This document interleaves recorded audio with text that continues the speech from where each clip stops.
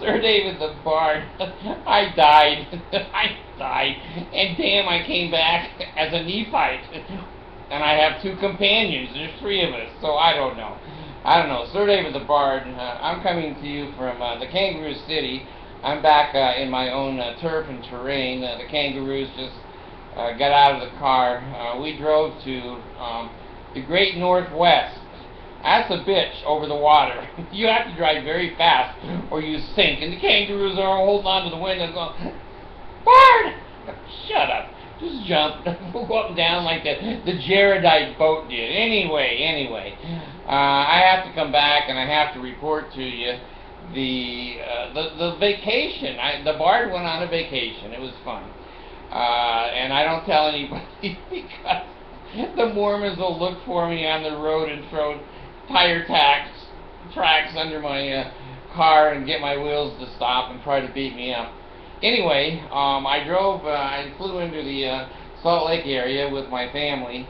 I've got my little kangaroo, Allison. She wanted to go with us, and I said that was okay.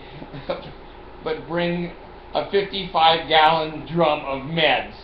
I want to be locked in the car with a 13-year-old girl. But anyway, Mercy and I and Allison drove, God dang, half the United States. We drove all the way up to Seattle. I wanted to go into that Space Needle thing. I've never been there. And you people in Seattle, you live like San Francisco. I didn't realize your city was so stacked on mountains. It's not flat. And I didn't know you had so much water around Seattle. It's a bridge everywhere.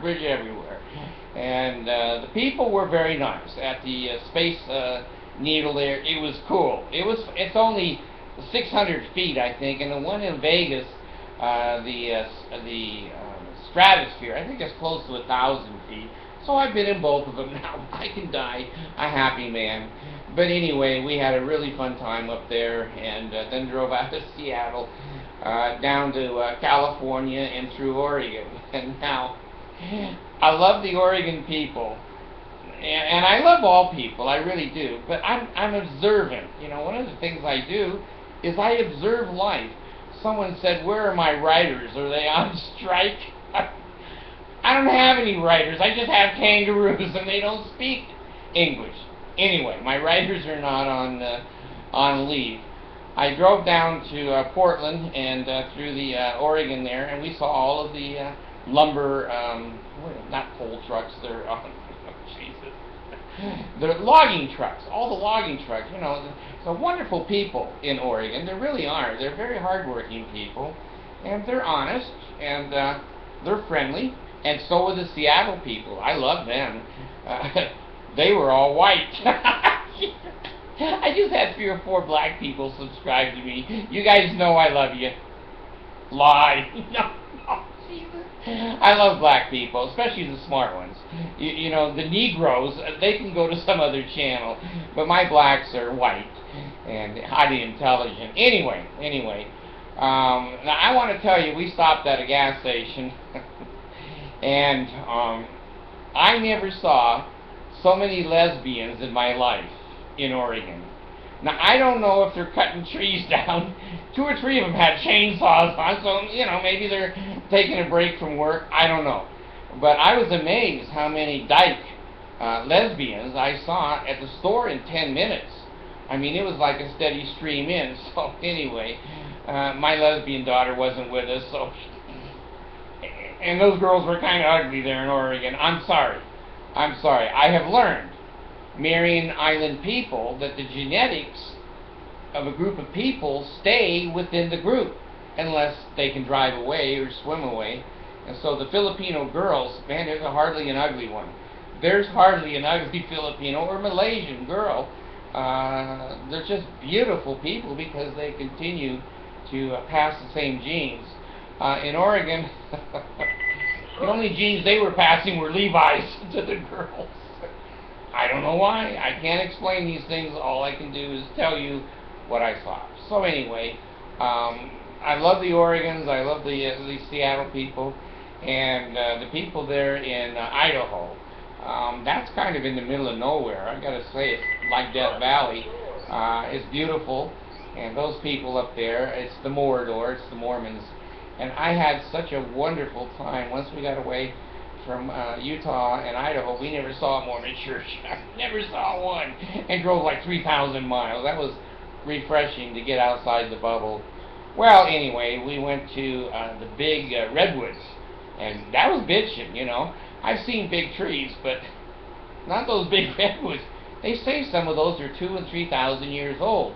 They were here before Jesus, so I fell down and started worshiping them and praying to them. As an atheist, I thought, they've been here longer, maybe they can do more for me, because Jesus ain't done shit. So anyway, we got on this tram in the middle of the Redwood Forest there in the federal Redwood Forest, and it went all the way up to the top of this hill, and we had a fabulous view over all of the redwood trees there in California. Well, anyway, we had some good luck, and you know the bard, some bad luck. The first hotel, folks, I can't tell you, especially you old guys, if you don't understand this technology in the world, you are missing out. I'm old, and it's hard for me to learn. And I'm always the damn navigation system on the dashboard and going, can you hear me? And it goes, I can hear you, but you're not telling me what to do. I'll tell you what to do, you son of a bitch. So anyway, I'm trying to get a relationship with my navigation, Garmin. And boy, I'll tell you, I used to think TomTom was sharp. Garmin, oh my God. It'll tell you when you're going to have sex next. So anyway, and it said never on my Garmin. So anyway, that is the most fabulous thing for a vacation. You decide, I think I want to go to Kansas, or I want to go to New York City. I just put in there, I wanted to go to the Space Needle. Never had to look at a map, never had to find gas. This car is fabulous. I have never had a vehicle like this. And every day I learn something new on it. I've had it 2 months. I have 10,000 miles on it in 2 months, and every day I'm learning something new. This time I'm driving along, and I put my bright lights on, and you know, when cars come at you or you come up behind somebody, you have to dim your lights. And I noticed my bright lights didn't work exactly right. You push them for a bright light, and you don't get a bright light. You just get a little green leprechaun down on the dashboard. I go, screw that leprechaun. I would dim my lights back and forth. And pretty soon the leprechaun said, Bart, you're a stupid ass. Just hit me. I will always dim your lights when people are coming at you, and I'll never come up on anybody that you're behind. I said, hey, that's bitching. I remember the old Cadillacs in the 50s. They had a thing on the dashboard, and it would dim your lights if you came head on. This one is much more sophisticated. It's radar, and boy, it sees the distance. And finally, I didn't have to do the bright lights anymore. When you drive this car, and you're at night, it has a special light on it. I don't know if it's the right light or a special light, but every time you come up on a sign on the right-hand side of the road, the light comes on, and I can see the sign fine. God, I didn't miss the exit this time. Bitchin'. And so I don't have to watch lights in front of me to dim. I don't have to worry about truckers putting, bricks out the window because I came up behind them, and I can read the signs. And when there's no one coming, and there's no one in front, hell, it turns the bright lights on. So I stay in the bright light all the time. So the Mormons can finally figure out I ain't going to be in outer darkness. I'm going to steal that little thing, put it on my forehead, so I'll always have bright lights. Well, anyway, I find out that works. And so we're driving along, and I'm saying to myself, I don't know how to find motels. I mean, you could go on the internet, and of course we had cell phones and devices there, but the computer, my navigation device, I said to it, you son of a bitch, show me where the motels are. Okay, so here come the motels, en route. Or I can choose close to my destination in Seattle. So I did en route. Well, now it's showing every Ma and Pa and Holiday Inn and Ramada Inn, and I can start to choose now what hotel. So the whole car is voice activated. Now it doesn't respond, fuck you, it doesn't respond to you goddamn piece of shit. It doesn't hear any of that. It'll always say, I'm sorry, I didn't understand you. Do you understand this, Rock? This is how the bard learns. So she says to me, well, here's your hotels. And it's live. As you're going along, if you go by the motel, it's gone. And the next one comes up. And it's live. So I say to the phone, number two, household inn comes up. It has a number. And I call it and say, this is Sir David the Bard. How much is the room tonight? She goes, well, it's $183. In fact, we had one. $347. I said, is that a mortgage or is that just overnight? She says, that's overnight. I says, I think I'm going to pass on this one. So we hit another one, and you can call and get the best rates, and you can jewel them on the phone. Now, I can say jewel them down. I can say that. That was a part of my culture back in the 60s. So I say, hey, what about AARP? And they said, what about it? And I said, hey, we get a discount. Okay, another discount. I said, what about mental illness? No, yes. And then I said, by the way, now the first hotel we got, I didn't get the handicapped room. and Mercy said, do you want to take a bath in the bathtub or do you want to stand up and take a shower? And it had a deep bathtub, so a fat man can get in there. And I said, hey, fat man, tub me. Well, there's some good news on that and some bad. It was fun. I could just lay there and you said, okay, it's time to get up. It had no rails. No rails. 290-pound guy and a little 100-pound wife, and she's yanking on me. You're hurting me. Don't yank on me. So I couldn't get out, and I thought, hell, we're going to have to call the fire department. What do you do in a situation? Do you call the fire department, or do you call the little desk clerk that's 73 years old and she can't see shit? Is she going to come in and lift the bard out, or do they have maybe a handicapped bard lift here? So I got smart. After I climbed out of there for 2 hours, the next hotels, I said, I need a handicapped room. Oh my God. They're cleaner, they're better, they're big, they have bars, and they have huge rooms and chairs and all kinds of flat screen TV. Wonderful. So the first hotel was $84. It was nice. Well, the next hotel, we get down there into, I'm trying to think which one the next one was there, it was $54. Like, hey, that's a good one. So now we're at $84 and $54, what, $140 for 2 days for a motel for 3 of us. And I said, do you allow baby kangaroos? And they said, we do, if they're on a leash and they're box trained. This one is. So I said, Allison, you can sleep with us. So anyway, and I learned too, the 2 queen beds. See, this was all new to me. I was so poor growing up. I didn't know that you could get 2 queen beds. I didn't know you could get, extra singles. I didn't know any of this stuff. So she says, well, do you want a king? I said, well, I am a king. She said, well, then maybe you'd like a king bed. I'll take it. That was $30 cheaper. I said, well, give me just a single bed. I can get 3 in it.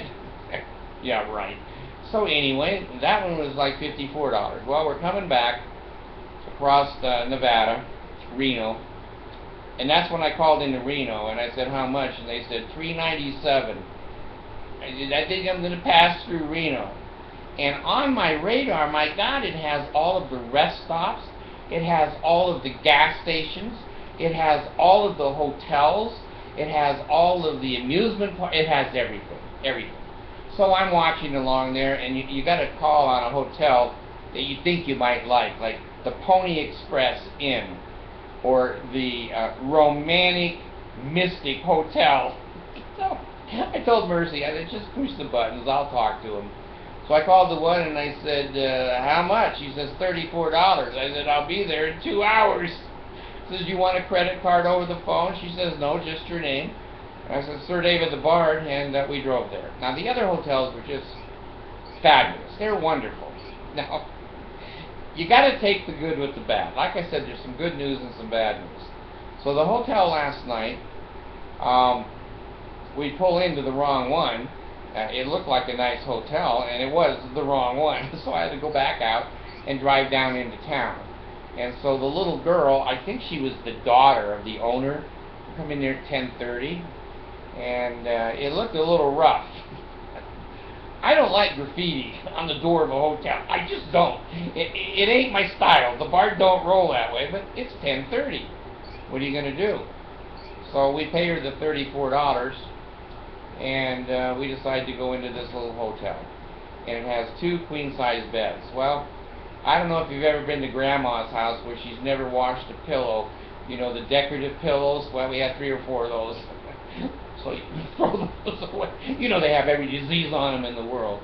And of course, my little kangaroo, she wanted to see the small screen TV. It didn't have the big screen, but it did have a microwave, and it did have a fridge.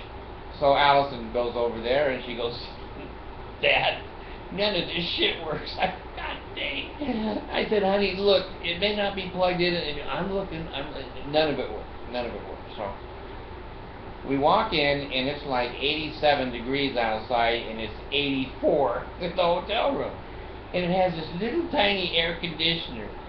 It's just going like crazy. It ain't doing shit. And I have to have it pretty cool, and a window, and a little bit of fan in my face. I think I need oxygen, but I'm afraid I'll blow up if I get a tank. So anyway, I'm having a hard time going to bed and sleeping. And Mercy looks at the bathtub and says, "Well, this hasn't been washed. I don't want to get stuck in there." So Allison finds a wall switch, and she turns it on, and by God, the TV came on, and the microwave, and whatever was all going on. And the TV, you know, it had a screen about 15 inches, but you could see it across the room with binoculars. And Allison goes, "Dad, this place sucks." She's so spoiled. She is so spoiled. So I finally said, "I'm going out to the car to sleep." Now let me tell you something. When you pay for a motel room and you sleep in the parking lot in your car, that says a lot about the room. Now, can I go back and get the $34? Nah, there were 2 beds and my family slept in there, but I sleep in the car because I've got XM radio. I can listen to that all night. And it'll idle all night for $3, and kept the air conditioner on, and the seats go back, and you know, it's got a convertible. It's not a real convertible. It's all glass. It goes from the front of the windshield to the back windshield, and it opens up, and you can see all the stars and the moon. You can lock the doors so the rapists go into the motel. They don't come into the car, and the bears, they'll chew on the kangaroos and not on me. So anyway, I sleep in the car until like 6 a.m. And then I go into the room. Go swimming. Yeah, go swimming. Go. And that air conditioner worked 8 hours, and finally when I went in, it was cool in there then. So, anyway, you know, you get in life what you pay for. You buy a $34 wife,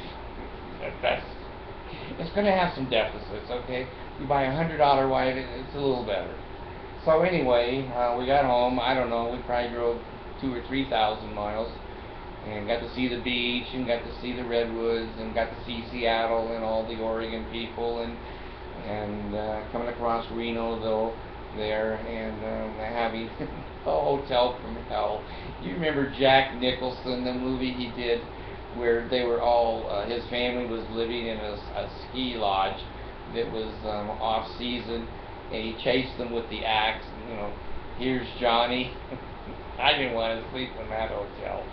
I was afraid there might be spiders and cockroaches, and I knew no spider and no cockroach jumped on the Bard machine at 80 miles an hour. So anyway, 30 miles of the gallon, 85 miles an hour, and I'm telling you that cruise control is unbelievable. You set it where you want, and the cruise and the brakes apply everywhere you go. Everywhere you go, and all you got to do is steer. And then I learned on the radio. See, I've learned so much about this because you got to take it out on the road. So the radio, it comes on and it says what do you want? And I said, I want a radio station. And they go, I can't understand that. $3,000 for a navigation system, and you can't understand I want a radio station. So I had to read the directions, and of course Mercy is the smart one. She goes, you have to say XM Cyrus 69. Now 69 is my favorite station, and anyway, we're not going to go there. You people are bad. People are really bad. So anyway, it'd say, okay, XM 69, and it would go there. Then I would say, Cyrus XM 5, oldies. Go right to 5, oldies. Comedy, 69 and 65. So I finally got to use the radio, and you don't have to push buttons and leave the watching out the windshield, because I don't have to watch out the windshield as much because the radar is not going to let me run into anybody. So anyway, I learned that. And then there's a split screen on the navigation that has the next three exits in a row, and it has all the gas stations laid right out on that exit if you want gas there. And then the other thing is that the car gets low on gas. That car, it has a light, it comes on, and the light basically has a little caption, and I couldn't read it until I got my glasses, and now it says, stupid ass, get gas. So I didn't know that. Well then, if the stupid ass doesn't get gas, then the navigation system comes on, and it's a big screen, and it says, you're almost out of gas, and behind this screen are lots of gas stations you should go to. So you can push the button, and it'll take you right to the next 800 gas stations, and the closest one to you. So to run out of gas in that car, you really got to be a moron. So, Mercy isn't as nervous. It really makes a difference, guys. If you're older and it's hard for you to go on vacation and you're handicapped, for God's sakes, buy those Garmin navigation systems, and they'll take you on a vacation anywhere. And if you want to see the Redwood Forest, you put in there Redwood Forest. You want to see this, that, and it'll give you thousands of choices, and you just push the button, and the car says, okay, I'll take you there. And so I pushed Celestial Kingdom, and it said, Bart, you're kidding now. You're kidding now, right? This is a Mormon navigation system. You ain't going there. So anyway, it was a wonderful experience. I'm sorry I've been off the air so much. No, I'm not. That's a lie. I'm glad I was off the air because it gives me, some downtime and some new perspective. Be with my kids and get away from seeing Mormon temples and seeing Mormon chapels. Never saw one after we left Idaho. Outside the bubble, wonderful. People friendly, people wonderful. And we take the old red cooler, and we fill it up with ice, and then put food in there. And we went to one restaurant, Mexican restaurant. So anyway, it was a great vacation. I want to just say to you, Pele Ale. Oh God, hear the words of my mouth 3 times. And don't cut my throat, don't cut my heart, and don't cut out my stomach. And the name of the second token of the Melchizedek priesthood is health and enable, marrow and the bones, strength and loins, and power and priesthood be upon me and upon my posterity through all generations of time and throughout all eternity. Please, if you're older and you're stupid and you miss exits, you can't read a map anymore, you can't see the dashboard. I've got trifocal glasses now, so I can just rotate my head and most things will come into focus. If I go to a quad glass, it's going to be this to read. So I'm always saying to my kids and to my wife, what does that say? And they see it. So anyway, the BART is back. Let me close with one thing. Okay, this was the last rest stop in Winnemucca, coming across into Salt Lake City. And you're on the Bonneville Salt Flats. All the land is white. It was reading the Book of Mormon. It turned white and delightsome out there. So anyway, we stopped, and we go into the restroom. Now, I've never seen this before. Only in Utah. Only in Utah. I go in, and there's 2 urinals, okay? One of them is, normal height. Men and kids, they can reach that urinal with no trouble at all. Well, there was no one over at the other urinal, so I said, hey, I'm going to the other one. Well, I found out there's no one over at the other one. The other one is so high, it's like at your nose. Now, I don't know what you do with that urinal. Only the Utah people know.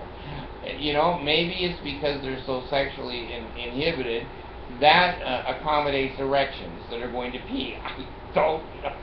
And so anyway, I've never had to ever stand on my tippy toes to reach the urinal. I'm almost 6 feet. I'm 5'11" and a half or something, and I've never had to stand on my tippy toes to get to the urinal. But this time I did. I didn't want to act uncool. Everyone's looking, hey, he thinks he can use that. Well, I use part of it. The floor uses the rest.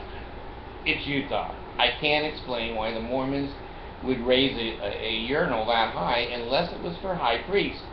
Now, maybe a high priest could use that urinal. I don't know. Or a high church official. But you had to be high to reach that.